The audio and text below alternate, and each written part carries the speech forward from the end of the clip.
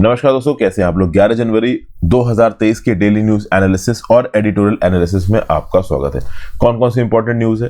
तो भाई 1984 में जो भोपाल गैस त्रासदी हुई थी उसके रिस्पेक्ट में फिर से केस सुप्रीम कोर्ट में जग गया है और यहाँ पे यूनियन कार्बाइड जो कंपनी है वो बोल रही है कि हम भैया 1 रुपया और देने वाले नहीं। अभी केस क्या चल रहा है सुप्रीम कोर्ट में, केंद्र की सरकार क्या बोल रही है, इसके बारे में बात करेंगे। डिफेंस एक्विजिशन काउंसिल ने बोला है कि हाँ भाई हम और इंडिजीनियस डिफेंस सिस्टम खरीदेंगे। ये क्या चीज है, इसको देखेंगे। एक नई स्टडी ने बताया है कि पिछले 4 सालों में 6,900 करोड़ रुपए खर्च करने के बावजूद भी एयर पॉल्यूशन में बहुत मार्जिनल इंप्रूवमेंट ही हुआ है। ये क्या है, इसको देखेंगे। यूएस फंड देगा पैगॉड टॉम्स हैदराबाद को रिस्टोर करने के लिए, इस न्यूज को समझेंगे। पेरू में एंटी गवर्नमेंट प्रोटेस्ट के चलते 17 लोगों की जान गई है, इस न्यूज को देखेंगे। Constitution bench 6A of the citizenship act को टेकअप कर रहा है। देखिए, जब आसाम अकॉर्ड्स आए थे 1985 में, उसके बाद सेक्शन 6A को जोड़ा गया था सिटीजनशिप एक्ट 1955 में। अब ये सेक्शन 6A के अगेंस्ट क्वेश्चन उठ रहा है। ये क्या है, इसको समझने की यहाँ पे कोशिश करेंगे। तो इतनी तो न्यूज है।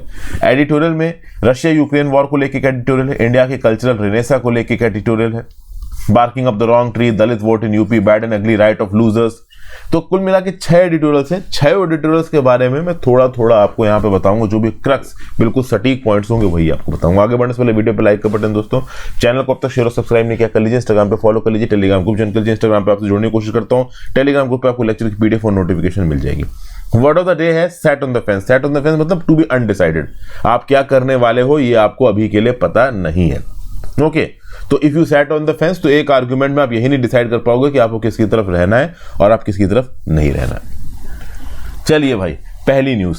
We don't pay a farthing more says Union Carbide, GS paper 2 judiciary disasters में न्यूज आपकी काम है। यूनियन कार्बाइड कॉर्पोरेशन ने बोला है कि केंद्र की सरकार के साथ जो इनका एग्रीमेंट हुआ था 1989 में $470 मिलियन का, जो कि ये केंद्र की सरकार को पे कर चुके हैं, अगर इस सेटलमेंट को इनवैलिडेट किया गया सुप्रीम कोर्ट के द्वारा तो हम 1 भी रुपया एक्स्ट्रा नहीं देने वाले हैं भारत सरकार को। भोपाल गैस त्रासदी हुई थी, ये आपको पता है। ये गैस त्रासदी कब हुई थी? तो ये हुई थी भैया 1984 में। ओके, मध्य प्रदेश में 2 दिसंबर या कह लीजिए 3 दिसंबर 1984 की सुबह को एक हाईली डेंजरस और टॉक्सिक गैस मिथाइल आइसोसाइनेट यहां पे लीक हो गई थी। यूनियन कार्बाइड इंडिया लिमिटेड के प्लांट से 5,000 से ज्यादा लोगों की मौत हो गई। 5,68,292 लोगों को injuries I, live stock loss of property, सब कुछ यहां पे हुआ। ठीक है, तो इसके रिस्पेक्ट में आप कह सकते हो बहुत तगड़ा सेटलमेंट चला है। बहुत सारे लोगों ने केस फाइल कर दिया, किसके अगेंस्ट? इस पर्टिकुलर कंपनी के अगेंस्ट। 1989 में एक सेटलमेंट हुआ, लेकिन केंद्र की सरकार आज की डेट में कह रही थी कि वो जो सेटलमेंट उस समय पे हुआ था वो इनफ नहीं था। आज की डेट में हमें एडिशनल फंड्स चाहिए 7400 करोड़ रुपए के। मतलब 1989 में ये जो $470 मिलियन का सेटलमेंट हुआ, दिस इज नॉट इनफ। उसके बाद बहुत सारे लोग अपना क्लेम्स लेके आ गए हैं जो कि अफेक्टेड थे इस पर्टिकुलर गैस लीक से। तो इस रिस्पेक्ट में कम से कम 7400 करोड़ रुपए और चाहिए। जो ह्यूमन सफरिंग थी वो ज्यादा थी उस समय पे, जब सेटलमेंट हुआ था 1989 में, तो हमें ह्यूमन सफरिंग का क्वांटम पता नहीं था। अब 5 मेंबर जो कॉन्स्टिट्यूशन बेंच बनी सुप्रीम कोर्ट की, वो केंद्र की सरकार से बोल रही कि भाई बहुत लंबा समय बीत गया है, आप 30 साल बाद इस पर्टिकुलर मुद्दे को फिर से उठा रहे हो, फिर से रीओपन कर रहे हो सेटलमेंट को। तो उसके बदले में एजी वेंकट रमानी साहब, जो कि केंद्र की सरकार के बिहाफ पे प्लीड कर रहे थे सुप्रीम कोर्ट में, उन्होंने बोला कि देखिए, यूनियन कार्बाइड कॉर्पोरेशन जो बोल रही है फाइनल वर्ड नहीं है। दूसरा, केंद्र की सरकार रीओपन नहीं कर रही सेटलमेंट को, वो सेटलमेंट में अमाउंट को ऐड करना चाहती है। It is trying to add to it, it doesn't wants to reopen the settlement. अब यूनियन कार्बाइड कॉर्पोरेशन के पर्सपेक्टिव से देखोगे तो वो तो ये बोलेंगे कि भाई हम पूरा पैसा दे चुके हैं, हम और नहीं देंगे। केंद्र की सरकार यहां पे बोल रही है कि जितना उन्होंने पैसा दिया है उतना इनफ नहीं था, बाद में बहुत सारे और क्लेम्स निकल के आए हैं, तो हमें और पैसे की जरूरत है। यूनियन कार्बाइड का प्लांट बोल रहा है 1 रुपया नहीं दूंगा। सुप्रीम कोर्ट क्या बोलता है इसको देखेंगे। वैसे मैं बता दूं कि सुप्रीम कोर्ट के जस्टिस AS ओका ने 1991 के डिसीजन में सेटलमेंट को रीओपन करने से मना कर दिया। तो सोचिए, 1989 में सेटलमेंट हुआ, 1991 में सेटलमेंट को रीओपन करने से मना कर दिया गया। उस समय पे एक्चुअली में रिव्यू नहीं हुआ था ओवरऑल डिसीजन का। देखिए मैं आपको बताता हूं। मिस्टर वेंकट रमानी साहब ये बोल रहे हैं कि 1991 के बाद ओवरऑल नंबर ऑफ विक्टिम्स हैं जो इस पर्टिकुलर गैस त्रासदी के वो बढ़े हैं। सेटलमेंट नो डाउट दोस्तों 1989 में हुआ, गैस लीक हुई थी 1984 में, लेकिन इस गैस लीक के जो इंटेंडेड कंसीक्वेंसेस थे ना, इंटेंडेड तो नहीं बोलना चाहिए, आप कह लो आफ्टर कंसीक्वेंसेस थे, वो बहुत खतरनाक थे और वो कई डेकेड्स तक यहाँ पे लोगों को परेशान होने लगे। आज भी लोग आप कह लो इस पर्टिकुलर गैस लीक से अफेक्टेड हैं, तो लंबे समय तक लोग इससे परेशान रहे हैं। इसीलिए केंद्र की सरकार बोल रही है कि 1989 का सेटलमेंट फुल फ्लेज नहीं था, हमें उसमें और अमाउंट की जरूरत है, इसलिए हम इसमें ऐड करना चाहते हैं अमाउंट। अब ऐड करना चाहते हैं मतलब आप रीओपन कर रहे हो सेटलमेंट को। केंद्र की सरकार नहीं बोली हम रीओपन नहीं कर रहे, हम ऐड करना चाह रहे हैं, लेकिन कंपनी तो बोलेगी रीओपन हो रही है। अब मिस्टर साल्वे जो कि यहाँ पे यूनियन कार्बाइड की तरफ से लड़ रहे हैं, उनका ये बोलना है कि 1989 के सेटलमेंट में कोई भी रीओपन क्लॉज नहीं था, तो फ्रेश डाटा मिलने से नए डॉक्यूमेंट के बिहाफ पे आप इस सेटलमेंट को फिर से रीओपन कर दो, ये नहीं चल पाएगा। अभी के लिए इस कंटेक्स्ट में क्यूरेटिव पिटीशन फाइल हुई है सुप्रीम कोर्ट में। तो आप क्यूरेटिव पिटीशन समझते हो ना? क्यूरेटिव पिटीशन मतलब किसी भी एक मुद्दे में एक लास्ट चांस लेना। जैसे फॉर एग्जांपल जजमेंट आया सुप्रीम कोर्ट का, सुप्रीम कोर्ट के जजमेंट के अगेंस्ट आपने रिव्यू पिटीशन फाइल कर दी, रिव्यू पिटीशन रिजेक्ट हो गई, उसके बाद एक क्यूरेटिव पिटीशन आप फाइल कर सकते हो। मतलब जब रिव्यू पिटीशन का ऑप्शन भी खत्म हो जाता है सुप्रीम कोर्ट के सामने, तब क्यूरेटिव पिटीशन का कंसेप्ट आता है। ये क्यूरेटिव पिटीशन का कंसेप्ट इवॉल्व हुआ था सुप्रीम कोर्ट के द्वारा in the case of Rupa Ashok hurrah versus Ashok hurrah and ANR 2002। तो इसमें यह बताया जाता है कि किसी एक पर्टिकुलर क्वेश्चन में अगर सुप्रीम कोर्ट के फाइनल जजमेंट के बाद रिव्यू हुआ, रिव्यू में भी सुप्रीम कोर्ट ने रिजेक्ट कर दिया रिक्वेस्ट को, उसके बाद भी एक क्यूरेटिव पिटीशन डाली जा सकती है। इस क्यूरेटिव पिटीशन में सुप्रीम कोर्ट के जजेस को एक मौका मिलता है कि हाँ भाई अगर मिस कैरेज ऑफ जस्टिस हुआ है तो उस मिस कैरेज ऑफ जस्टिस को हटाया जा सकता है, करेक्ट किया जा सकता है। ठीक है भाई, ये बात यहाँ पे ओवरऑल बताई जा रही है। लेट्स सी यहाँ पे फाइनल क्या निकल के आता है, वो तो जब फाइनल डिसीजन आएगा तभी पता चलेगा। Next GS paper 3 Defence Acquisition Council gives nods to purchase indigenous defence system. तो भैया डिफेंस एक्विजिशन काउंसिल जिसको लीड कर रहे हैं डिफेंस मिनिस्टर राजनाथ सिंह साहब, इन्होंने एक्सेप्टेंस ऑफ नेसेसिटी अकॉर्ड कर दिया है 3 कैपिटल एक्विजिशन के लिए, जिसके लिए खर्चा होगा 4276 करोड़ रुपीस। कौन कौन से 3 capital acquisitions? Helicopter launched Nag Helina anti tank guided missiles ATGM, फिर दूसरा very short range air defence system Vishwarat, और तीसरा BrahMos cruise missile launcher and fire control system for naval ships. ये तीनों इंडिजिनियस डिजाइन और डेवलपमेंट प्रोजेक्ट्स हैं। मतलब जिसको भी ये प्रोजेक्ट दिए जाएंगे वो फॉरेन टेक्नोलॉजी की मदद से इंडिया के अंदर ओवरऑल इन प्रोडक्ट्स को मैन्युफैक्चर करेगा। ये जो हेलिना और ध्रुव शास्त्र हैं, इनको ओवरऑल डेवलप किया गया Defence Research and Development Organisation द्वारा। ऑब्वियसली बात है, उसमें थोड़ा बहुत इनपुट फॉरेन से भी लिया गया है, पूरा इन हाउस इन्फो नहीं है। और उसके बाद अगर आप देखो तो ये जो हेलिना है ये आर्मी वेरिएंट है, जो ध्रुव शास्त्र है ये एयरफोर्स वेरिएंट है। ये विश्वराट IR होमिंग मिसाइल सिस्टम हमारे लिए काफी इंपॉर्टेंट हो जाता है। इसको भी डिजाइन और डेवलप किया गया है DRDO के द्वारा। ओवरऑल इसको भी एक्सेप्टेंस ऑफ नेसेसिटी दिया गया। देखिए अभी रिसेंटली नॉर्दर्न बॉर्डर्स पे जो डेवलपमेंट हुए हैं उसके चलते एयर डिफेंस वेपन सिस्टम की हमको अर्जेंट बेसिस पे जरूरत है, खासकर ऐसा एयर डिफेंस सिस्टम जो कि मैन पोर्टेबल और जल्दी से कहीं पे भी डिप्लॉय किया जा सके। अब यहाँ पे देख सकते हैं आप, एक इंडिविजुअल एक जवान खड़ा हुआ है और इस प्रकार के विश्वराट सिस्टम को लेके खड़ा है। मतलब ओवरऑल मैन पोर्टेबल है, कहीं पे भी लगाया, कई केसेस में तो इसको कंधे पे रख के भी जवान फायर कर सकता है।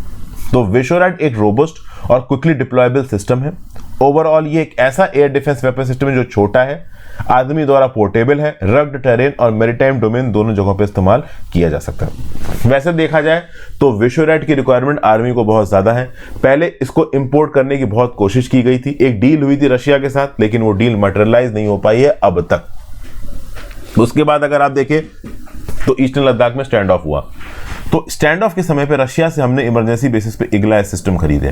दिसंबर 2020 में डील साइन हुई और दिसंबर 2021 में इक्विपमेंट हमारे पास आ गए, 24 लॉन्चर, 216 मिसाइल्स और टेस्टिंग इक्विपमेंट। फिर अगर आप देखो तो डिफेंस एक्विजिशन काउंसिल ने ब्रह्मोस लॉन्चर के लिए भी ओवरऑल प्रोक्योरमेंट के लिए अप्रूवल दिया है और FCS के लिए अप्रूवल दिया है for the Shivalik class of ships या नेक्स्ट जनरेशन मिसाइल वेपल्स। मतलब कुल मिला के ओवरऑल बड़े बेसिस पे डिफेंस एक्विजिशन काउंसिल यहाँ पे प्रोजेक्ट्स को अप्रूवल दे रहा है। अब ये जो नेक्स्ट जनरेशन मिसाइल वेसल्स हैं, FCS हैं for Shivalik class of ships, अगर ये आ जाते हैं तो जो शिप की कैपेबिलिटी है वो इनहांस होगी। शिप मैरीटाइम स्ट्राइक ऑपरेशन से पार्टिसिपेट कर सकते हैं, एनिमी वॉरशिप्स को डिस्ट्रॉय कर सकते हैं, मर्चेंट वेसल्स को डिस्ट्रॉय कर सकते हैं, वगैरह वगैरह। डिफेंस एक्विजिशन काउंसिल क्या है? Highest decision making body in the defence ministry. तीनों सर्विसेज आर्मी, नेवी, एयरफोर्स के रिस्पेक्ट में नई पॉलिसीज बनाना, उनके कैपिटल एक्विजिशन, हथियार वगैरह खरीदना ये करते हैं। इंडियन कोस्ट गार्ड के लिए हथियार खरीदना ये करते हैं। मिनिस्टर ऑफ डिफेंस चेयरमैन है इस डिफेंस एक्विजिशन काउंसिल के। 4 डिफेंस एक्विजिशन काउंसिल क्या है? Highest decision making body in the defence ministry. तीनों सर्विसेज आर्मी, नेवी, एयरफोर्स के रिस्पेक्ट में नई पॉलिसीज बनाना, उनके कैपिटल एक्विजिशन, हथियार वगैरह खरीदना ये करते हैं। मिनिस्टर ऑफ डिफेंस चेयरमैन है इस डिफेंस एक्विजिशन काउंसिल के। ओवरऑल ग्रुप ऑफ मिनिस्टर्स ने रिकमेंडेशन दी थी कारगिल वॉर 1999 के बाद in the policy document reforming the national security system, और उसके तहत ही डिफेंस एक्विजिशन काउंसिल बनाया गया था। फिर next by GS paper 2 judicial review, constitution bench to set up to take up 6A of the Citizenship Act for preliminary determination। सबसे पहले दोस्तों आपको समझना पड़ेगा सेक्शन 6A क्या है सिटीजनशिप एक्ट 1955 का। मैं आपको बता दूं सेक्शन 6A एक ऐसा प्रोविजन है जो कि सिटीजनशिप एक्ट 1955 में जोड़ा गया था। कब? तब जब आसाम अकॉर्ड साइन किया गया था, मेमोरेंडम ऑफ सेटलमेंट साइन किया गया था आसाम अकॉर्ड 15 अगस्त 1985 को राजीव गांधी जी की सरकार के द्वारा। 6 साल लंबा एजिटेशन चला था ऑल आसाम स्टूडेंट यूनियन के द्वारा। इस पर्टिकुलर एजिटेशन में ऑल आसाम स्टूडेंट यूनियन ने डिमांड की थी कि जो भी बांग्लादेश से इलीगल इमिग्रेंट्स आए हैं इनको आइडेंटिफाई करो, डिपोर्ट करो। तो भैया 6 साल का एजिटेशन हुआ ऑल आसाम स्टूडेंट यूनियन के द्वारा। इस एजिटेशन में रिक्वायरमेंट क्या थी कि भाई इलीगल इमिग्रेंट्स को आइडेंटिफाई करिए, डिपोर्ट करिए, वो जो बांग्लादेश से आके आसाम में सेटल हो गए थे। ठीक है, काफी लंबा बवाल हुआ। राजीव गांधी जी की सरकार ने बोला ठीक है भाई हम आपकी बात मानेंगे। Memorandum of settlement Assam accord आ गया। अब आसाम अकॉर्ड को ग्राउंड लेवल पे इंप्लीमेंट करने के लिए सिटीजनशिप एक्ट 1955 को अमेंड किया गया और उसमें जोड़ा गया सेक्शन 6A। अभी के लिए जो कॉन्स्टिट्यूशन बेंच बनी है ना सुप्रीम कोर्ट की, led by chief justice of India DY Chandrachud साहब, वो यहां पे प्रिलिमिनरी डिटर्मिनेशन इस बात का करेगी कि क्या section 6A of the citizenship act 1955 constitutionally सही है, क्या इसमें कोई इन्फॉर्मिटी है। मतलब समझिए ऑल आसाम स्टूडेंट यूनियन ने 6 साल एजिटेशन करके आसाम अकॉर्ड के थ्रू जो सेक्शन 6 से कॉन्स्टिट्यूशन में जुड़वाया है उसको ही यहां पे पिटिशनर्स इनवैलिड करवाना चाहते हैं। तो सुप्रीम कोर्ट अभी के लिए इस केस को हेयर करेगा कि क्या section 6A of the citizenship act 1955 सही है। अब सवाल उठता है कि सेक्शन 6A है क्या। तो भाई देखिए आसाम के अंदर वो फॉरेनर्स जो कि 1 जनवरी 1966 से पहले घुसे हैं और ऑर्डिनरली वो आसाम के अंदर रह रहे हैं, तो उनको भारतीय नागरिक होने के सारे राइट्स और ऑब्लिगेशंस मिलेंगे। अब देखिए ये सब कुछ आपको इस कंटेक्स्ट में समझना पड़ेगा दोस्तों। 1971 में इंडिया बांग्लादेश वॉर हुआ था और ओवरऑल जो ईस्ट पाकिस्तान था वो बांग्लादेश में कन्वर्ट हो गया था। उस समय पे बड़े तादाद में इंडिविजुअल्स, चाहे वो हिंदू हो चाहे वो मुस्लिम्स हो, भाग के इंडिया के अंदर आ गए थे। इनफैक्ट जो हिंदूज थे वो तो बांग्लादेश से बहुत लंबे समय से भाग के आके आसाम में वेस्ट बंगाल में सेटल हो रहे थे। अब चाहे वो हिंदू हो चाहे वो मुस्लिम हो, अगर बांग्लादेश से कोई इंडिविजुअल आके आसाम वेस्ट बंगाल में सेटल हो रहा है तो आसाम वेस्ट बंगाल के जो लोकल लोग हैं उनको परेशानी होने लगेगी। उनको लगेगा कि यार बहुत भीड़ आ रही है, उनको लगेगा कि हमारी जमीनें ये हथियार हैं। इस प्रकार की प्रॉब्लम्स आ ही जाती हैं। आप देखते हो लोकल लेवल पे भी सोसाइटी में झगड़े हो जाते हैं, तुमने मेरी जमीन के ऊपर दीवार बना दी, तुमने मेरा पानी इस्तेमाल कर लिया, तुम्हारे आदमी ने मेरे घर के अंदर कपड़ा वो फेंक दिया, लेडीज फाइट करने लगती हैं, तो ये सब चलता है। तो इस कंटेक्स्ट में वेस्ट बंगाल में भी बड़ा इशू है कि भाई बड़ी तादाद से बांग्लादेश से लोग आके सेटल हो रहे थे इंडिया के अंदर। इसीलिए ऑल आसाम स्टूडेंट यूनियन ने 6 साल तक धरना प्रदर्शन दिया कि भैया आसाम की कल्चरल हिस्ट्री हेरिटेज को हमें प्रिजर्व करना है। तो इसी कंटेक्स्ट में सरकार ने 6 जोड़ा सिटीजनशिप अमेंडमेंट एक्ट में, सिटीजनशिप एक्ट 1955 में। और सिटीजनशिप एक्ट 1955 में सेक्शन 6A के थ्रू ये बोला गया कि वो फॉरेनर जो इंडिया के नहीं थे लेकिन आसाम में आके 1 जनवरी 1966 से पहले सेटल हो गए, उनको तो भाई भारत नागरिकता के सारे राइट्स ऑब्लिगेशंस दिए जाएंगे। जो लोग 1 जनवरी 1966 से 25 मार्च 1971 के बीच में सेटल हुए हैं उनको नागरिकता तो दी जाएगी, बट वोट करने की सुविधा 10 साल के बाद दी जाएगी। तो इस तरीके से जो फॉरेनर्स हैं उनकी एंट्री को इस प्रकार से रेगुलेट किया गया। अब कुछ पिटीशंस फाइल हुई हैं सुप्रीम कोर्ट में ये बोलते हुए कि जो सेक्शन 6A का नेचर है वो डिस्क्रिमिनेटरी है। Assam public works one of the petitioner है, इसका ये बोलना है कि आर्टिकल 6 ऑफ द कॉन्स्टिट्यूशन का वायलेशन है। कैसे वायलेशन? देखिए आर्टिकल 6 ऑफ द कॉन्स्टिट्यूशन ने इमिग्रेंट्स को सिटीजनशिप देने की जो कट ऑफ डेट रखी है वो रखी है 19 जुलाई 1948। तो 19 जुलाई 1948 के पहले जो लोग इंडिया में आके सेटल हुए हैं वो नागरिक बन पाएंगे। अब आसाम के लिए कट ऑफ डेट आप 1966 और 1971 कैसे रख रहे हो? तो भारत सरकार ने जो थोड़ी बहुत लीनियंसी दी थी बांग्लादेश से आए हुए लोगों को आसाम में सेटल करने की या वेस्ट बंगाल में सेटल करने की, उसके अगेंस्ट भी यहां पे पिटीशन फाइल हो गई है। पेटिशनर्स बोल रहे हैं कि 1948 से पहले आया हो तो बनेगा वो आसाम का नागरिक, 1966 और 1971 में आएगा तो कैसे बन जाएगा वो आसाम का नागरिक। तो मतलब केंद्र की सरकार की तरफ से, अब यहां पे केंद्र की सरकार में बीजेपी की बात नहीं कर रहा हूं, 1966 और 1971 पे सरकारें दूसरी थी, ठीक है ना। और आज की डेट में उसी डिसीजन को बीजेपी भी इंप्लीमेंट कर रही है। ऐसा नहीं कि बीजेपी उस डिसीजन को चेंज कर रही, क्योंकि ये सब बहुत सेंसिटिव डिसीजन हो गए हैं। कई डेकेड से लोग आके इन इलाकों में रह रहे हैं। अब एकदम से आप खड़े होकर बोलोगे कि इनको बाहर निकाल दो, अब सबसे पहले आइडेंटिफाई कैसे करोगे? 30-40 साल पहले कौन कहां से आया, कहां पे रह रहा था, इसका कोई रिकॉर्ड तो है नहीं, कोई सीसीटीवी रिकॉर्डिंग तो है नहीं, तो अपने आप में पता कर पाना ये बड़ी बात है कि कौन कहां का है। उसके बाद आपको ये पता ही है कि NRC, national register of citizens publish हुआ था अगस्त 2019 में। इसमें 19 लोग एक्सक्लूडेड हैं। आसाम में रहने वाले 19 लाख लोगों को आसाम का नागरिक बताया नहीं गया है, हिंदू मुस्लिम दोनों है। फिर आगे सिटीजनशिप अमेंडमेंट एक्ट, उसने बोला कि हिंदुओं को नागरिकता दे देंगे, तो फिर मुस्लिम्स एजिटेट करने लगे, तो क्या सिटीजनशिप अमेंडमेंट एक्ट के तहत आप हिंदुओं को नागरिकता देके मुस्लिम्स को साइड हटा दोगे? बाद में सरकार ने बोला कि नहीं भाई, एनआरसी का सीए से कोई लेना देना नहीं है, आसाम में अप्लाई नहीं होगा, ये एमटीएम में। ये सब बातें मैं आपको पहले बता चुका हूं। पहले इन द सेंस मैं डेली के बेसिस पे इन टॉपिक्स को डिटेल में डिस्कस करता हूं। एक ही टॉपिक को पूरा एक दिन में नहीं समझाया जा सकता, नहीं तो फिर लेक्चर 4 घंटे में जाएगा, कोई मतलब नहीं है। इसलिए मैं कहता हूं कि मेरी जो भी वीडियोस हैं उनको कंटिन्यूटी में देखिए, आपको चीजें समझ में आएंगी ढंग से, ठीक है भाई। तो कुल मिला के आप सुप्रीम कोर्ट यहां पे इस बात पे बहस कर रहा है। बहस किस बात पे हो रही? तो दिसंबर 2014 में सुप्रीम कोर्ट ने 13 क्वेश्चंस फ्रेम किए थे section 6A of the citizenship act 1955 को लेके। क्या क्या क्वेश्चंस थे कि भाई क्या सेक्शन 66A से political rights of the citizens of the state of Assam violate हो रहे हैं? क्या आसामीज लोगों के right to conserve their cultural rights violate हो रहा है? क्या बहुत तादाद में इलीगल माइग्रेंट्स का इंडिया के अंदर इन्फ्लक्स आ रहा है, और क्या इससे इंडिया के अगेंस्ट एक्सटर्नल एग्रेशन हो रहा है, इंटरनल डिस्टर्बेंस हो रहा है? इन सब क्वेश्चंस को फ्रेम किया था दिसंबर 2014 में सुप्रीम कोर्ट ने। 2015 में 3 जज जो बेंच थी सुप्रीम कोर्ट की, मैटर को कॉन्स्टिट्यूशन बेंच को रेफर कर दिया। अब फाइनली यहां पे 2023 में कॉन्स्टिट्यूशन बेंच बैठ के इस केस को हेयर आउट कर रही है। कितने कितने साल लग जाते हैं इस प्रकार के डिसीजंस आने में, ठीक है भाई। तो ये सब बातें और यहाँ पे बताई जा रही हैं। लेट्स सी इसका फाइनल एडजुडिकेशन क्या निकल के आता है। Section 6A of the citizenship act 1955 सही निकलता है, गलत निकलता है, ये टाइम ही बताएगा। वैसे मैं कोशिश करूंगा कि इस पर्टिकुलर टॉपिक के बारे में डिटेल में और वीडियो दूं आपको। Section 6A of the citizenship act 1955 ये अपने आप में एक इंपॉर्टेंट टॉपिक है, थोड़ा हिस्ट्री के साथ समझाऊंगा तो मजा आएगा। मैं कोशिश करूंगा अलग वीडियो बनाऊं। फिर अगली न्यूज जीएस पेपर 2 में, भैया 4 साल बीत गए, 6,900 करोड़ रुपए खर्च कर दिए, लेकिन एयर पॉल्यूशन में बस एक मार्जिनल इंप्रूवमेंट देखने को मिला है। तो भैया नेशनल क्लीन एयर प्रोग्राम को इंप्लीमेंट किए हुए 4 साल हो चुके हैं। ये इंडिया की पहली नेशनल पॉलिसी थी एयर पॉल्यूशन को कर्ब करने के लिए, लेकिन 2021-22 में 131 शहरों में केवल 49 ऐसे शहर हैं जहां पे एयर क्वालिटी इंप्रूव हुई है। ऐसा बताती है एक report by the centre of research on energy and clean air. In fact 131 cities में से केवल 38 सिटीज को एनुअल पॉल्यूशन रिडक्शन टारगेट्स दिए गए थे under agreement signed by state pollution control board, urban local bodies and central government. तो मतलब कहां यह जा रहा है कि इतने हजारों करोड़ रुपए खर्च करने के बाद भी जिस लेवल पे हम उम्मीद कर रहे थे कि एयर पॉल्यूशन कम होगा, उस लेवल पे एयर पॉल्यूशन कम नहीं हुआ है। 4 साल पहले नेशनल क्लीन एयर प्रोग्राम को लागू किया गया था। 132 इंडिया की सिटीज जो कि सबसे ज्यादा पॉल्यूटेड थी, उनके पॉल्यूशन को यहां पे कम करने की बात की गई थी। लेकिन अब बात यह है कि इसमें से केवल 49 सिटीज, 131 में से केवल 49 सिटीज में मार्जिनल इंप्रूवमेंट पॉल्यूशन में देखने को मिला है। कुछ और इश्यूज भी हैं।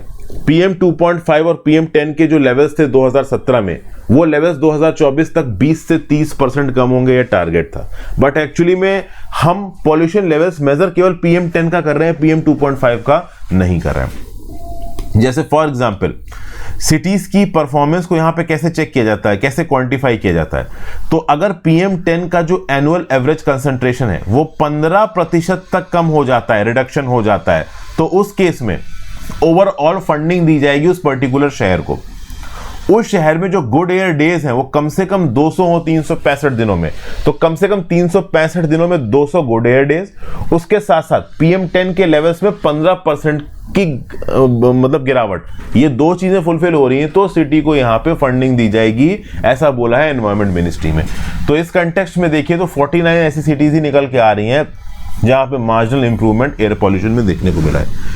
एक और चीज बताई गई थी नेशनल क्लीन एयर प्रोग्राम के अंदर कि 2024 तक पूरे इंडिया में 1500 एयर क्वालिटी मॉनिटरिंग स्टेशन होने चाहिए, लेकिन पिछले 4 सालों में केवल 180 स्टेशन इंस्टॉल हुए हैं। तो ओवरऑल अब से हर साल में 300 manual air quality monitoring station install करने पड़ेंगे 1500 मॉनिटरिंग स्टेशन तक पहुंचने के लिए, जिसके चांसेस काफी कम लग रहे हैं। और जो सबसे बड़ी कमी है वो ये है कि PM 2.5 के ऊपर उतना ध्यान नहीं दिया जा रहा। PM 2.5 फाइन पार्टिकल्स है, पार्टिकुलेट मैटर के, टाइनी पार्टिकल्स और ड्रॉपलेट्स हैं। 2.5 माइक्रॉन्स या कम होते हैं ये विफ्ट में। 1 इंच में 25,000 माइक्रॉन्स आ जाते हैं। ओवरऑल एक बाल से 30 गुना छोटे होते हैं ये माइक्रॉन्स, और ये PM 2.5 के पार्टिकल्स। तो ये PM 2.5 के पार्टिकल्स आराम से नॉस्ट्रल से लंग्स तक पहुंच सकते हैं। तो PM 10 के साथ साथ PM 2.5 को भी मॉनिटर करने की जरूरत है। बट प्रॉब्लम ये है कि हमारे एयर मॉनिटरिंग स्टेशंस में उतनी एफिशिएंसी कैपेबिलिटी है नहीं PM 2.5 को मेजर करने की। ये भी एक बड़ी प्रॉब्लम है। फिर अगली news, GS paper 1 Indian heritage and culture. US fund restore करेगा पैगा टॉम्स को। नेक्रोपोलिस समझते हैं ना, a large design symmetry with elaborate Tom monuments. Symmetry है, यहाँ पे ओवरऑल लोग रेस्ट कर रहे हैं, मतलब जो खत्म हो गए, और उसके ऊपर इलेबोरेट टावर मॉन्यूमेंट सुंदर से बना दिए गए, तो उसको बोला गया नेक्रोपोलिस। अब असफ जाही एरा के समय पे कुछ नोबलमैन जो असफ जाही डायनेस्टी के साथ अलाइंड थे, उन्हीं का है ये नेक्रोपोलिस, जिसको आप बोलते हो पैगा टॉम्स कॉम्प्लेक्स। संतोष नगर में है। ओवरऑल आप कह सकते हो कि ये जो 4 मीनार है उससे 4 किलोमीटर साउथ ईस्ट में ये पड़ता है। तो इसको रिस्टोर किया जाएगा, और रिस्टोर करने के लिए पैसा कहां से आएगा? तो US ambassadors fund for cultural preservation से आया था। यूएस की जो चार्ज डी अफेयर्स हैं, एलिजाबेथ जोन्स, इन्होंने बोला है कि $2.5 लाख का ग्रांट दिया जाएगा इस पर्टिकुलर पैगा टॉम के रिस्टोरेशन के लिए। और आगा खान ट्रस्ट फॉर कल्चर इसका रिस्टोरेशन करेगा। 2.5 साल लगेगा रिस्टोरेशन में। ये जो पैगा टॉम्स था, मकबरा शाम्स उल उमारा, ये बिलोंग करते थे to the nobility of Paigah family. ये निजाम्स के फियर्स लॉयलिस्ट थे, स्टेट्स पीपल थे, फिलैंथ्रोपिस्ट थे। तो अपने आप में हैदराबाद की कल्चरल हेरिटेज के ये बड़े इंपॉर्टेंट पार्ट हैं। इस प्रकार के मॉन्यूमेंट्स को प्रोटेक्ट करना, प्रिजर्व करना हमारे लिए बहुत ज्यादा जरूरी है। इनफैक्ट ये पैगा टॉम्स को मेजर वंडर्स ही बना जाता है हैदराबाद स्टेट का। आर्किटेक्चरल एक्सीलेंस इनकी जबरदस्त है। मोज़ेक टाइल्स, क्राफ्टमैन वर्कशिप खतरनाक है। तो संतोष नगर में ओवैसी हॉस्पिटल के पास पिसल बंदा सबर्ब, एक छोटी सी जगह है, वहां पे ओवरऑल ये आप कह लो पैगा टॉम्स है। पैगा टॉम्स टूरिस्ट डेस्टिनेशन भी उतने बड़े नहीं है, उतनी आप कह लो अवेयरनेस नहीं है टूरिस्ट को यहाँ पे जाने के लिए। उस कंटेक्स्ट में जब इनका रेस्टोरेशन हो जाएगा तब शायद टूरिज्म को भी यहाँ पे इंस्टीट्यूशनल तरीके से प्रमोट किया जाए। और आज की final news, GS paper 2 international news. Peru में 17 लोगों की जान चली गई एंटी गवर्नमेंट प्रोटेस्ट में। क्या हुआ पेरू के अंदर? तो आपको पता है पेरू के अंदर पेड्रो कास्टिलो को डिपोज किया गया। एक्चुअली रेजोल्यूशन करके उनको प्रेसिडेंट की कुर्सी से हटा दिया गया, क्योंकि इस बात के चांसेस थे कि वो कूप कर सकते हैं, तख्ता पलट कर सकते हैं। तो कहीं ना कहीं पेड्रो कास्टिलो को हटा दिया वहां की आप कह लो कांग्रेस ने, और उसके बाद जो वाइस प्रेसिडेंट थी डीना बुलाटे, वो कुर्सी पर बैठी प्रेसिडेंट की। अब इस कंटेक्स्ट में जो प्रेसिडेंट पेड्रो कास्टिलो को हटाया गया, लेफ्ट विंग वाले थे ये, इनके सपोर्टर्स धरना प्रदर्शन कर रहे हैं, तगड़ा बवाल किया है। पुलिस ऑफिसर यहां पे एक मौत हो गई इस पर्टिकुलर प्रोटेस्ट में। तो 17 सिविलियंस, जब काउंटर जवाब आया ना पुलिस का, 17 सिविलियंस की भी यहां पे मौत हो जाती है। तो सौदर्न पेरू में पूनो नाम के शहर में और बहुत सी जगहों पे 3 दिन का दुख का पीरियड रखा गया है, क्योंकि ओवरऑल इन प्रोटेस्ट में 17 सिविलियंस की जान गई है। मतलब आप समझ सकते हो कि कांग्रेस को डिसॉल्व करने की जो राह में थे पेड्रो कास्टिलो को ही जब प्रेसिडेंट की कुर्सी से हटा दिया गया, तो पेड्रो कास्टिलो के जो ओवरऑल सपोर्टर्स हैं वो इतना ज्यादा नाराज हो गए, इतने बड़े स्केल पे धरना प्रदर्शन हो रहे हैं, एक पुलिस वाले की मौत हो जाती है, पुलिस वाला पलट के जवाब देता है, 17 लोगों की यहाँ पे मौत हो जाती है। अब इस बीच में जो प्राइम मिनिस्टर है अभी के, एल्बर्टो ओटारोला, ये अपोजिशन डोमिनेटेड कांग्रेस में ओवरऑल आते हैं, वोट ऑफ कॉन्फिडेंस को पास कराने की कोशिश कर रहे हैं। प्रेसिडेंट डीना बुलाटे के लिए ओवरऑल नई सरकार बनवाने की कोशिश कर रहे हैं। नई सरकार लोगों की फेवर में काम कर सके, लोगों का कॉन्फिडेंस जीत सके, इसकी कोशिश की जा रही है। But at the same point of time पुराने प्रेसिडेंट पेड्रो कास्टिलो के जो सपोर्टर्स हैं वो सड़कों पे यहाँ पे उतरे हुए हैं। इनफैक्ट अभी के लिए पेड्रो कास्टिलो जेल के अंदर बंद है। ठीक है भाई, पेड्रो कास्टिलो ने कोशिश किया था कि कांग्रेस को सस्पेंड कर देंगे, लेकिन इनको मॉरल इनकैपेसिटी के लिए कांग्रेस के द्वारा ही इंपीच कर दिया गया due to multiple corruption allegations. Emergency powers के थ्रू डिक्री लाके रूल करने की कोशिश की। पेड्रो कास्टिल्लो ने अभी के लिए जेल में पहुंच गए। इनफैक्ट इनका जो खुद का वैसे तो मैक्सिकन एम्बेसी में जाके छुपने की कोशिश कर रहे थे जब इनको पता चला कि इनको डिपोज किया जा रहा था, लेकिन इनका जो खुद का काफिला था, सिक्योरिटी काफिला, वो जबरदस्ती इनको जेल तक ले गया और पुलिस में जाके इन्होंने मतलब जेल में जाके इनको बंद कर दिया गया। इनकी रिप्लेसमेंट चुनी गई थी डीना बुलाटे जी। डीना बुलाटे जी के बारे में मैंने पहले आपको बता दिया। इस पर्टिकुलर न्यूज को मैंने आपके साथ कवर किया था। अब यहाँ पे ओवरऑल इस पर्टिकुलर आउटकम के चलते जो ज्यादा प्रोटेस्ट हो रहे हैं, इसलिए ओवरऑल ये न्यूज फिर से उसमें आ रही। पेड्रो कास्टिल्लो का जो बैकग्राउंड है वो बहुत गरीब है, रूरल एंडीज के हैं, पुअर नेबरहुड्स को बिलोंग करते हैं। तो कहीं ना कहीं जो कंट्री का गरीब तबका है वो अपने आप को पेड्रो कास्टिल्लो के साथ एसोसिएट करता है। और चूंकि पेड्रो कास्टिल्लो लेफ्ट विंग आइडियोलॉजी के थे, तो लेफ्ट विंग आइडियोलॉजी में गरीबों की मदद करना, लोगों तक फ्री में वेलफेयर मेजर्स को पहुंचाना, तो इस प्रकार की आइडियोलॉजी इस समय पे बहुत सारे देशों में लोगों को पसंद आ रही है। प्रो कैपिटलिस्ट आइडियोलॉजी पसंद नहीं आ रही है, इसलिए भी पेड्रो कास्टिल्लो के सपोर्टर्स पेरू में बहुत ज्यादा है। पेरू की नेबरिंग कंट्रीज कौन कौन सी हैं नजर आ रही हैं आपको, बोलीविया, ब्राजील, कोलंबिया, इक्वाडोर। ठीक है, आ जाते हैं भाई एडिटोरियल डिस्कशन में।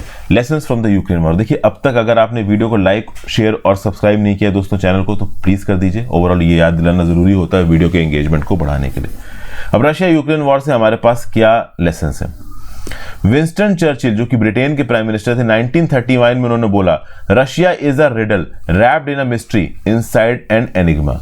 मतलब एक रिडल है, मतलब एक रिडल जिसको सॉल्व नहीं कर पा रहे हैं, एक आप कह लो पहेली है जिसको हम सॉल्व नहीं कर पा रहे हैं रशिया। उसके रिस्पेक्ट में विंस्टन चर्चिल ने 1939 में बोला था, और आज भी ये बात बिल्कुल सेट है। क्योंकि पुतिन ने जो अटैक किया है यूक्रेन के अंदर, इसमें व्लादिमीर पुतिन के रियल इंटेंशंस क्या है, ये आज की दुनिया के बहुत सारे लीडर्स नहीं समझ पा रहे। वॉर से पहले भी पुतिन ने एक ऑरा ऑफ पावर अपने चारों तरफ बनाया। जॉर्जिया का जो एम्बिशन था कि नाटो ज्वाइन कर लेके, उसको पुतिन ने फेन कर दिया। इजराइल और टर्की के साथ पुतिन ने रिश्ते बनाने की कोशिश की। इजराइल टर्की दोनों नाटो अलाइज हैं, ठीक है ना। क्रीमिया को कब्जा लिया, अपने आप को एनर्जी सुपर पावर में कन्वर्ट किया। लेकिन at the same point of time जब पुतिन ने यूक्रेन के ऊपर अटैक किया, तो बैटलफील्ड सेटबैक कहीं ना कहीं रशिया के सुपीरियर ट्रूप्स को यहां पे देखने को मिले। अब एक्चुअली में अभी भी बहुत हद तक क्लैरिटी नहीं है, अनसर्टेनिटी है कि रशिया के ऑब्जेक्टिव्स क्या थे यूक्रेन में। ऑब्वियस ही बात है, पहले ऑब्जेक्टिव्स बहुत ज्यादा बड़े रहे होंगे। फिर जब वेस्टर्न सपोर्ट से यूक्रेन ने काउंटर अटैक किया, तो रशिया ने ओवरऑल अपने ऑब्जेक्टिव्स को फिर से रिफॉर्म किया होगा, बोला होगा उतना कुछ नहीं हो पाएगा, थोड़ा बहुत कर लेते हैं। रशियन ट्रूप्स यहाँ पे रिट्रीट कर रहे हैं। जब रिट्रीट कर रहे थे, पुतिन ने 4 यूक्रेनियन टेरिटरीज को एनेक्स कर लिया। उन एनेक्स्ड यूक्रेनियन टेरिटरीज के रिस्पेक्ट में भी यूक्रेन लगातार काउंटर ऑफेंसिव कर रहा है। यूक्रेन बोल रहा है कि हम अपनी टेरिटरी नहीं देंगे, हम लड़ते रहेंगे, हम बर्बाद हो गए, हम तुमको भी नहीं छोड़ेंगे सनम। तो इस टाइप की यहाँ पे बातें हो रही हैं। तो इस कंटेक्स्ट में अगर आप देखो तो इंटरनेशनल रिलेशन को थोड़ा बहुत ऑथर समझाने की कोशिश कर रहा है। ऑथर बता रहा है कि जब सोवियत यूनियन का डिसइंटीग्रेशन हुआ था, तब यूएस एक डी फैक्टो यूनिलेटरल पावर बन के उभरा था। ग्लोबल पॉलिटिक्स में यूएस की चलती थी। यूएस अपनी ताकत के बिल्कुल जेनिथ में था 1990s में। लेकिन फिर यूएस ने इंटरनेशनल रिलेशंस में बहुत गलत किया। मुस्लिम वर्ल्ड में वॉर्स रेज किए, इराक के साथ लड़ाई की, अफगानिस्तान के अंदर गए, अफगानिस्तान में तो हार के वापस भी आए। अब धीरे धीरे अगर आप देखो तो दुनिया की बहुत सी कंट्रीज अमेरिकन इकोनॉमी को चैलेंज करने लगी। ईरान हो गया, चाइना बहुत ताकतवर हो गया। अब इस कंटेक्स्ट में अगर आप देखो तो आज की डेट में रशिया जॉर्जिया में इंटरवीन कर रहा है, क्रीमिया को एनेक्स कर रहा है, यूक्रेन के साथ जंग कर रहा है। ईरान की मिलिटेंसी वेस्ट एशिया में बढ़ रही है। अमेरिका को अफगानिस्तान छोड़ के जाना पड़ा। चाइना एक लिमिट से ज्यादा ताकतवर हो रहा है इकोनॉमिकली, मिलिटरीली, हर तरीके से। और उसके साथ साथ एक लैंड वॉर शुरू हो गई है यूरोप में। यूरोप में अब तक कोई लैंड वॉर नहीं हुई थी सिंस वर्ल्ड वॉर 2, अब यहां पे शुरू हो गई है। तो कुल मिला के यूएस की जो हेगोमोनी आपको 1990s में नजर आ रही थी ना, वो अब यहां कहीं भी नजर नहीं आ रही। 1990s की शुरुआत में यूएसएसआर टूट गया, तो उसके बाद केवल एक बड़ी ताकत बची थी यूएस। उसने कुछ गलत डिसीजन लिए और उन गलत डिसीजन के चलते आज की डेट में एक मल्टीलैटरलिज्म ट्रू सेंस में नजर आ रहा है। क्योंकि अमेरिकन यूनिलैटरलिज्म रिप्लेस होता हुआ दिख रहा है, बट अमेरिकन यूनिलैटरलिज्म रिप्लेस होके एंड कहां पे होगा, इसके बारे में जानकारी अभी के लिए नहीं दिख रही है। एक्चुअली में ग्लोबल एनार्की में अक्सर कर ऐसा होता है कि ग्रेट पावर्स आपस में कंपीट करती हैं अपनी ताकत को मैक्सिमाइज करने के लिए, बट वो ताकत को मैक्सिमाइज करके एंड रिजल्ट किस प्रकार का बनाएंगी इसकी हमें जानकारी नहीं होती।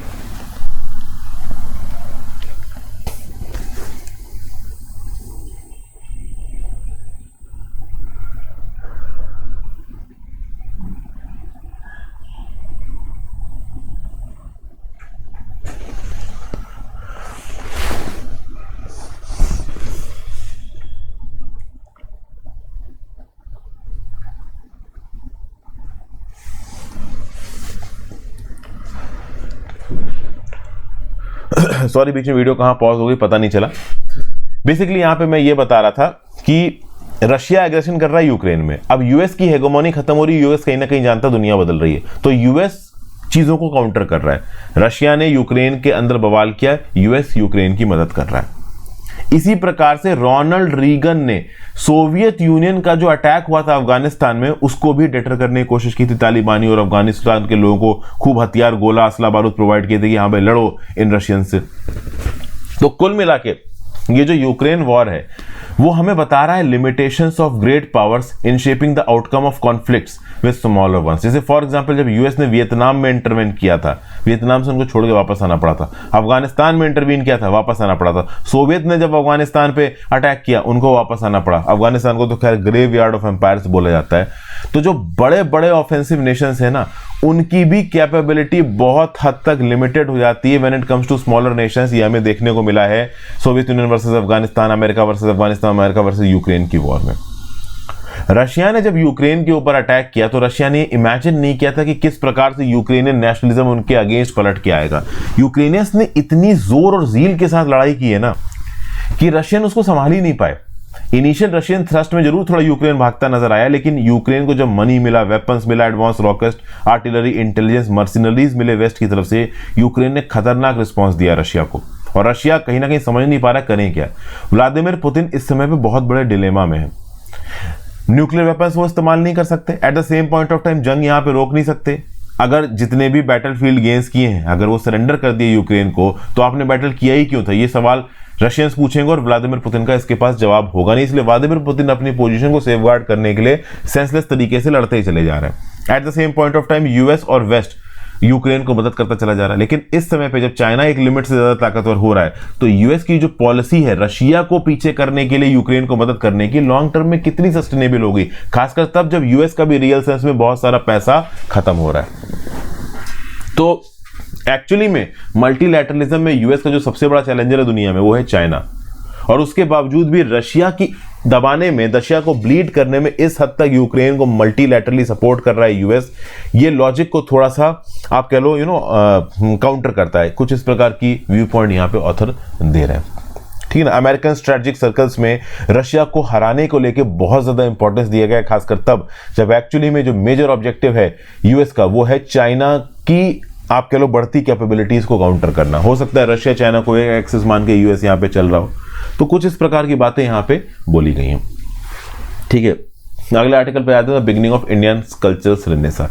यहाँ पे बेसिक काशी तमिल संगमम की बात की गई। देखिए पीयूष गोयल साहब ने आर्टिकल लिखा है, minister of commerce and industry है, तो ऑब्वियस सी बात है थोड़ा प्रो सरकार बात होगी, बट एक्चुअली में यहाँ पे सरकार की बात नहीं हो रही है। काशी तमिल संगमम हुआ, तमिल कल्चर को भी यहाँ पे दिखाया गया और साथ साथ काशी के कल्चर को भी दिखाया गया। इस पर्टिकुलर इवेंट में इंडिया को डेवलप कंट्री बनाने की बात की गई 2047 तक, और एक भारत श्रेष्ठ भारत के सिद्धांत को यहाँ पे इंप्लीमेंट किया गया। देखिए Kashi one of the oldest living cities है वर्ल्ड की, बनारस की बात कर रहा हूं मैं, काशी, ठीक है ना। अब काशी और तमिलनाडु का संगमम हुआ। तमिलनाडु में जो तमिल है वो वर्ल्ड्स ओल्डेस्ट लैंग्वेज है, तो तमिलनाडु भी पिलर है एंशिएंट इंडियन सिविलाइजेशन का, काशी भी है। दोनों की रिच ट्रेडिशंस है, आर्ट के, म्यूजिक के, क्राफ्टमैनशिप के, फिलॉसफी के, स्पिरिचुअलिटी के, लिटरेचर के। उसके बावजूद भी डेकेड्स तक नॉर्थ इंडिया में काशी में रहने वाले लोगों को तमिल सेंट्स के बारे में नहीं जो पता जो कि काशी में रहा करते थे, ठीक है ना। एक ट्रेडिशन था कि होली गंगा जल वाटर को रामेश्वरम टेंपल तक लेके जाया जाएगा साउथ इंडिया में, काशी यात्रा रिचुअल बोला जाता था, इसको तमिल वेडिंग्स में एग्जीक्यूट किया जाता था। तमिलनाडु में रहने वाले बहुत सारे लोगों को काशी के कल्चर में नहीं पता, तो काशी के लोगों को तमिलनाडु कल्चर के बारे में नहीं पता, तमिलनाडु के लोगों को काशी कल्चर के बारे में नहीं पता। सबसे बेहतरीन तरीका क्या है, दोनों कल्चर्स को मिला दो। तो प्रधानमंत्री मोदी जी आइडिया लेके आए काशी तमिल संगमम का, और ये अपने आप में एक जबरदस्त कल्चरल इंटरमिंगलिंग का आइडिया था। मेरे हिसाब से तो बहुत तगड़ा आइडिया था। तमिलनाडु से बड़ी तादाद में लोग काशी गए, उन्होंने काशी की सिटी ट्रेडिशंस को देखा, आइकॉनिक लैंडमार्क जैसे कि काशी विश्वनाथ टेम्पल को देखा, टेम्पल को नए कॉरिडोर से देखा। ओवरऑल अगर आप देखो तो ये जो लैंडमार्क काशी विश्वनाथ कॉरिडोर है, जो कि ज्योतिर्लिंग को गंगा के साथ जोड़ता है, मॉडर्निटी को ट्रेडिशन के साथ जोड़ता है, कंजर्वेटिवनेस को रिलीजन के साथ जोड़ता है, और अपने आप एक यूनिक प्लेटफॉर्म देता है लोगों को अपने स्पिरिचुअल पास्ट को एक्सपीरियंस करने का। और ये जो पर्टिकुलर आप कह लो संगमम हुआ, यहाँ पे वाराणसी की जो लोकल क्राफ्ट है जैसे बनारसी सिल्क साड़ी, कांचीपुरम साड़ी, इनको भी यहाँ पे पुश मिला। और at the same point of time अभी के लिए जो संगमम हुआ है काशी में हुआ है, अगला संगमम ट्राई किया जा रहा है कि तमिलनाडु में होगा। ठीक है, ओवरऑल अगर आप देखो तो एक टेक्सटाइल कॉन्क्लेव को भी गवर्नमेंट ने ऑर्गेनाइज किया संगमम में। अलग अलग segments of the textile industry from Tamil Nadu and Kashi ने अपने एक्सपीरियंसेस को शेयर किया ओवरऑल इस पर्टिकुलर संगमम में। एक अमृत काल विजन 2047 की बात की। देखिए कहीं ना कहीं कल्चर और स्पिरिचुअलिटी, रिलीजन को यहाँ पे ट्रेड और बिजनेस के साथ भी जोड़ा जा रहा है। अगर आप देखो तो गवर्नमेंट का टारगेट है टेक्सटाइल एक्सपोर्ट्स फ्रॉम इंडिया 2030 तक होंगे $100 बिलियन, और उसमें आप में तमिलनाडु जो कि एक इंडस्ट्रियलाइज स्टेट है वो एक बहुत मेजर रोल प्ले करने वाला है। टेक्सटाइल सेक्टर में गजब का जॉब क्रिएटिंग पोटेंशियल है, इंडिया को डेवलप्ड कंट्रीज बना सकता है। टेक्सटाइल सेक्टर 2047 तक एक बहुत बड़ा पोटेंशियल है उसके अंदर। इंडिया का जो टेक्सटाइल मार्केट है वो कंपाउंड एनुअल ग्रोथ रेट पे बढ़ेगा अप्रॉक्सीमेटली 12 से 13%। बहुत तगड़ी ग्रोथ है। 2047 तक $2 ट्रिलियन हो जाएगा इंडिया का टेक्सटाइल मार्केट, और यहां से जो इस सेक्टर से एक्सपोर्ट है वो भी डबल डिजिट्स में बढ़ेंगे। मिस्टर मोदी का ये जो 5F फॉर्मूला है ना, farm, fibre, fabric, fashion, foreign, ये सेक्टर की ग्रोथ को एक्सेलरेट करेगा। फार्मर्स और वीवर्स की जो लाइफ है उसको ट्रांसफॉर्म करेगा, और काशी, तमिलनाडु कहीं ना कहीं इसमें रोल प्ले करेंगे। अब तो इंडिया फंक्शनल टेक्सटाइल में भी एंट्री मार रहा है। Vehicles, protective clothing, bullet proof waste, construction में रहने वाले जो टेक्सटाइल्स हैं इनको भी बना रहा है। इंपोर्ट एक्सपोर्ट में इंडिया बहुत तेजी से इन्वॉल्व हो रहा है। तो गवर्नमेंट पॉलिसीज के हिसाब से ही संगमम बनाया गया। तो इससे कल्चरल इंटीग्रेशन तो हुआ ही, साथ साथ business, one district one product जैसी स्कीम भी यहाँ पे आप कह लो ओवरऑल प्रमोट हो रही है। Government e market place, open network for digital commerce, इनको यहाँ पे एक पुश मिल रहा है। ये संगमम 16 दिसंबर को एंड हुआ। 2 लाख लोग बनारस हिंदू यूनिवर्सिटी के कैंपस में गए ओवरऑल पॉपुलर कल्चरल शोज को देखने के लिए। कल्चरल इंटरमिंगलिंग तो हुई, वन इंडिया का सिद्धांत यहाँ पे तेजी से बढ़ा। नॉर्थ और साउथ इंडिया में जो कल्चरल गैप है इसको यहाँ पे फिल करने की बात हुई। बहुत सारी चीजें यहाँ पे हुई। ठीक है, next, barking up the wrong tree. भैया इलेक्शन कमीशन का एम्फेसिस है कि रिमोट वोटिंग मशीन्स को हम लोग यहाँ पे स्थापित करेंगे। देखिए मल्टी कॉन्स्टिट्यूएंसी एक्सटेंशन, अभी क्या होता है कि एक कॉन्स्टिट्यूएंसी में बहुत सारे पोलिंग बूथ होते हैं और वहां पे ओवरऑल वोट पड़ता है। अब यहां पे क्या किया जा रहा है कि इंडिया के मान लो राजस्थान में रहने वाले बहुत सारे लोग मध्य प्रदेश में नौकरी कर रहे हैं, साउथ इंडिया में नौकरी कर रहे हैं, केरला में नौकरी कर रहे हैं। तो रिमोट वोटिंग मशीन का क्या कंसेप्ट है कि भाई केरला में रखी वोटिंग मशीन से, रिमोट वोटिंग मशीन से, एक ही मशीन से अलग अलग राज्यों की अलग अलग कॉन्स्टिट्यूएंसी के वोट पड़ सकते हैं। और इस पर्टिकुलर टेक्नोलॉजी को दिखाने के लिए रिसेंटली 16 जनवरी को सारे पॉलिटिकल पार्टी के रिप्रेजेंटेटिव्स को भी बुलाया इलेक्शन कमीशन ने। हालांकि यहां पे ऑथर बोल रहा है कि इस प्रकार की टेक्नोलॉजी में कुछ इश्यूज हैं जिनको रिजॉल्व करना जरूरी है। पहला इशू तो यह है कि इंडिया में जो भी माइग्रेंट्स अलग अलग इलाकों में रह रहे हैं उनको प्रॉपर तरीके से यहां पे वोट डालने का अधिकार मिलेगा, इस बात को कैसे इंश्योर करोगे। दूसरा, ओवरऑल जब आप ये वोट डालोगे तो इलेक्ट्रॉनिक वोट्स और वीवीपीएटी स्लिप्स को कैसे कोरिलेट करोगे। जैसे फॉर एग्जांपल अगर आप देखो तो जब ईवीएम में वोट पड़ता है ना, किसी एक कॉन्स्टिट्यूएंसी के किसी एक पोलिंग बूथ में वोट पड़ रहा है तो वो उस पर्टिकुलर कॉन्स्टिट्यूएंसी के वोट्स में काउंट होगा। अब वहां पे क्या होता है, इलेक्ट्रॉनिक वोट्स काउंट किए जाते हैं। फिर वीवीपीएटी, ठीक है ना, voter verifiable paper audit trail, ये एक पेपर साइड में उस इलेक्ट्रॉनिक मशीन में गिरता रहता है, तो उस पेपर से भी मैनुअली वेरीफाई किया जाता है कि कौन सी पॉलिटिकल पार्टी कैंडिडेट को कितने वोट मिले। इलेक्ट्रॉनिक भी वेरीफाई किया जाता है, दोनों को कंसोलिडेटेडली मैच किया जाता है और फिर इलेक्शन रिजल्ट्स को अनाउंस किया जाता है। अब ओवरऑल कोई मध्य प्रदेश की कॉन्स्टिट्यूएंसी, कोई राजस्थान की कॉन्स्टिट्यूएंसी, कोई यूपी की कॉन्स्टिट्यूएंसी, कोई गुजरात की कॉन्स्टिट्यूएंसी, कोई आंध्र प्रदेश की, और उसके वोट पड़ रहे हैं केरला में, तो केरला के एक रिमोट वोटिंग मशीन में इन पेपर ऑडिट ट्रेल को और इलेक्ट्रॉनिक वोट्स को आप कोरिलेट कैसे करोगे। क्या कोरिलेट केरला में ही करोगे या होम स्टेट में ले जाके करोगे, कोरिलेट करने की टेक्नोलॉजी क्या होगी। तो ये ऐसे कुछ सवाल हैं जो ओवरऑल इस पूरे प्रोसेस की जेन्युइननेस को, ऑथेंटिसिटी को क्वेश्चन कर रहे हैं। ऐसा नहीं है कि ये प्रॉब्लम्स इनसरमाउंटेबल हैं, ये सॉल्व नहीं हो सकते, ये ड्यू डिलिजेंस से सॉल्व हो सकते हैं। इलेक्ट्रॉनिक्स को डिजाइन करके वेरिफिएबिलिटी को चेक किया जा सकता है। पूरा का पूरा प्रोसेस कॉन्फिडेंस के साथ होना चाहिए। Overall software independence, verifiability, principle of transparency, ये सब यहाँ पे ग्राउंड लेवल पे इंप्लीमेंट होने चाहिए। फॉरन कुछ एग्जाम्पल्स दे रखे हैं। वैसे भी इलेक्शन कमीशन के ऊपर इस समय बहुत सारे सवाल उठाए जा रहे हैं, तो इस समय पे इलेक्शन कमीशन को जो भी डिसीजन लेना है बहुत ध्यान से लेना चाहिए। फिर दलित वोट इन यूपी को लेके यहाँ पे कुछ पॉलिटिक्स हो रही है। अगर देखो तो रिसेंटली इलाहाबाद हाई कोर्ट ने ओबीसी कोटा को बैन किया, लेकिन सुप्रीम कोर्ट ने अलाउ किया। तो जैसे इलाहाबाद हाई कोर्ट ने बोला कि भाई लोकल बॉडी इलेक्शंस में ओबीसी कोटा नहीं चलेगा, तो पॉलिटिक्स करने लगी कुछ पॉलिटिकल पार्टी। समाजवादी पार्टी ये बोलने लगी कि बीजेपी रिजर्वेशन को खत्म कर देगी, आज ओबीसी के लिए रिजर्वेशन खत्म किया है, कल दलित के लिए रिजर्वेशन खत्म कर देंगे। कुल मिला के बीजेपी, बसपा और सपा, बसपा मतलब बहुजन समाजवादी पार्टी, सपा मतलब समाजवादी पार्टी, ये तीनों ही दलित वोट्स को अपने पास खींचना चाहती हैं। दलित वोट्स अप्रॉक्सीमेटली 20% है यूपी में। 2022 के विधानसभा इलेक्शन में 12% 8 वोट शेयर दलित का था। तो इस समय पे अलग अलग पॉलिटिकल मैन्यूवरिंग से दलित वोट बैंक को खींचने की कोशिश कर रही है तीनों बड़ी बड़ी पॉलिटिकल पार्टीज। कहां पे? उत्तर प्रदेश के अंदर। बस यही बताया गया। अगला आर्टिकल है governor departures from convention has set off unsavoury events. देखिए ये एक्चुअली में ये न्यूज़ मैंने आपको कल डिटेल में बता दी। इसमें बस यही बताया जा रहा है कि मिस्टर रवि ने, मैं फिर से इस न्यूज़ को रिपीट नहीं कर रहा हूँ, रीज़न बीइंग कल मैंने बहुत डिटेल में न्यूज़ आपको बताई है। साल का पहला सेशन हो रहा था तमिलनाडु की स्टेट लेजिस्लेटिव असेंबली का। जो स्पीच तमिलनाडु की सरकार ने सेटअप की थी, उस स्पीच से थोड़ा डाइवर्ट हो गए आर.एन. रवि साहब, जो कि तमिलनाडु के गवर्नर हैं। उन्होंने ओवरऑल जो बड़े बड़े तमिल ऑथर्स हैं, जो तमिल पर्सनालिटीज हैं, उनके नाम को ओमिट किया। तमिलनाडु की सरकार ने जो अच्छी अच्छी चीज़ें की थी, अचीवमेंट्स किए थे, उनको यहाँ पे ओमिट कर दिया। इस बात को लेके तमिलनाडु के चीफ मिनिस्टर स्टालिन नाराज हो गए। उन्होंने गवर्नर की स्पीच के अगेंस्ट रेजोल्यूशन पास करवा दिया और बोला कि गवर्नर तमिलनाडु के हित में काम नहीं कर रहे हैं। गवर्नर वॉकआउट कर गए, उठ के बीच से असेंबली से बाहर निकल गए। तो अपने आप में ये गवर्नर साहब को नहीं करना चाहिए था। कॉन्स्टिट्यूशनल कन्वेंशन के हिसाब से जो सरकार स्पीच बनाएगी वही स्पीच बोलनी है, गवर्नर को अपने हिसाब से डाइवर्ट नहीं कर सकते हैं। तो ये कन्फ्रंटेशनिस्ट एटीट्यूड दिख रहा है on part of R N. Ravi, जो कि सही नहीं है। कुछ इस प्रकार की बातें यहाँ पे बोली जा रही है।